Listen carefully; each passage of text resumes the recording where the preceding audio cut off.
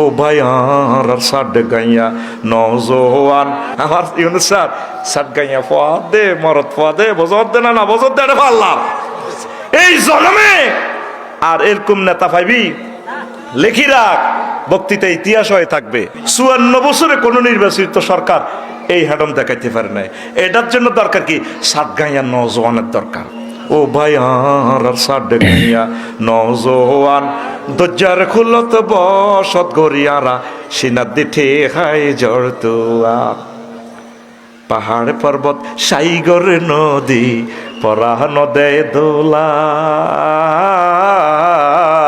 মিন্নত গরি ফসল ফলাইয়ারা বড়াই সোনার গোলা ফুরুত ফুরুত বাসি ভুয়ায় গলা তুলি গান দজ্জার খুলত বসত করিয়ারা সিনাতি ঠেহাই জড়তুয়ার। হুজুর, আপনি শতভাগ সঠিক কথা বলেছেন। স্বাধীনতা পরবর্তী সময়ে ভারতীয় আধিপত্যবাদের বিরুদ্ধে, ভারতীয় সরকারের বিরুদ্ধে এমনভাবে ধাক্কা, এমনভাবে কঠোরতা কোনো কেউ দেখাতে পারেনি আমাদের প্রফেসর ডক্টর মোহাম্মদ ইউনূস যেটি দেখিয়েছেন। সবাই ভিডিওটি বেশি বেশি করে শেয়ার করে দিন।